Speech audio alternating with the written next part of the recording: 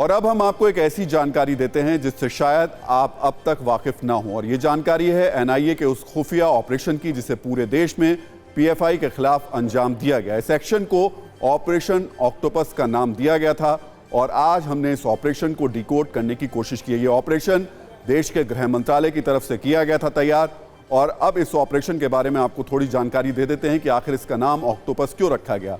आपने समुद्री जीव ऑक्टोपस को तो जरूर देखा होगा, जिसके 3 दिल, 9 दिमाग और 8 पैर होते हैं, और हर पैर का इस्तेमाल ऑक्टोपस अपनी जरूरत के हिसाब से करता है। पीएफआई का पैटर्न भी इस देश में कुछ इसी ऑक्टोपस की तरह है। सिर्फ एक फ्रंट नहीं बल्कि कई फ्रंट पर देश को बड़ा नुकसान पहुंचाने की तैयारी ये पीएफआई कर रहा है। इसमें आतंकी ट्रेनिंग से लेकर दंगे कराने जैसी साजिशें शामिल हैं। पुलिस की क्राइम फाइल में पीएफआई पर हत्या और टेरर फंडिंग के साथ युवाओं का ब्रेन वॉश करके जिहाद के लिए उकसाने जैसे आरोप हैं।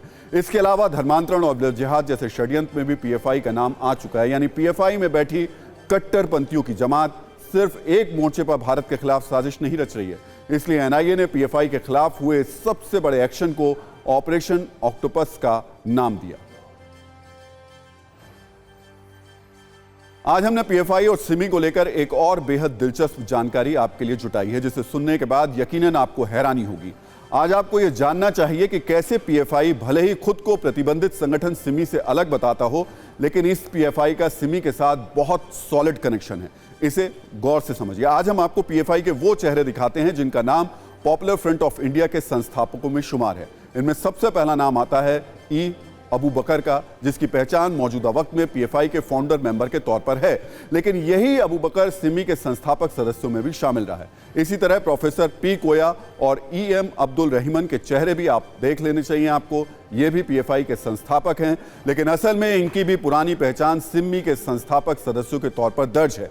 यानी पीएफआई को सिमी का मॉडर्न वर्जन बताने के जो आरोप लगते हैं वो कितने सही है, इसका सबूत आपको हमारे इस विश्लेषण से मिल रहा होगा। इसी तरह पीएफआई का मौजूदा राज्य सचिव अब्दुल हमीद भी पहले सिमी का सचिव हुआ करता था, लेकिन सिमी को प्रतिबंधित कर दिया गया। इसलिए जब 2006 में पीएफआई का गठन हुआ तो ये सारे चेहरे इस संगठन में शामिल हो गए, जो बना था मुसलमानों के हित और विकास के लिए। कैसे इस संगठन में देश विरोधी साजिशों की स्क्रिप्ट लिखी जाती रही, ये अब हर कोई समझ चुका है। इसलिए ये दावा किया जाता है कि सिमी ही पीएफआई है। यानी सिमी और पीएफआई अलग अलग नहीं बल्कि एक ही सिक्के के दो पहलू हैं। और अब देश में मांग उठने लगी है कि जिस तरीके से सिमी को बैन किया गया उसी तरह पीएफआई को भी बैन किया जाए। जयपुर की जामा मस्जिद के नमाज के बाद कुछ ऐसी ही आवाजें उठी। तो बैन लगना चाहिए पीएफआई। देखो, अगर सरकार को लगता है कि वो गलत काम करते हैं तो बैन लगना चाहिए। उसमें तो कार्रवाई होनी चाहिए सर, अगर वो गलत हैं तो करना चाहिए उसको। अगर कोई गैर कानूनी गतिविधि सरकार को नजर आती है तो वो अपनी कार्रवाई पूरी कर सकती है। पीएफआई की ऐसी विचारधारा थी जो कि मुसलमानों के प्रति एक जहर घोलने का काम कर रही थी। बैन लगना चाहिए, बिल्कुल बैन लगना चाहिए उस पर।